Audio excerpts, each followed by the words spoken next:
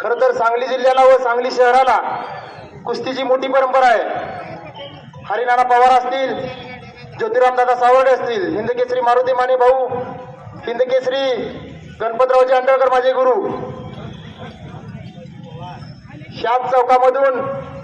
ज्यांनी कुस्तीची व राजकारणाची सुरुवात केली ते सांगली जिल्ह्याचे बिजली मल्ल म्हणून संपूर्ण भारतभर ज्यांची ओळख होती असे बिजली मल्ल संभाजीप्पा पवार, हिंदकेसरी मारुती माने भाऊ, ह्या सर्व दोन प्रमुख पैलवानांनी ह्याच मारुती चौकातून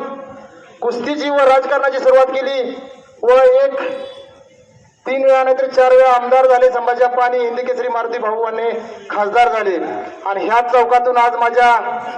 उमेदवारीचा अर्ज दाखल करून ह्या चौकातनं माझी सुरुवात होती आणि पुढची जनता जर बघितली तर आपला विजय हा निश्चित आहे, एवढंच मला आत्मविश्वास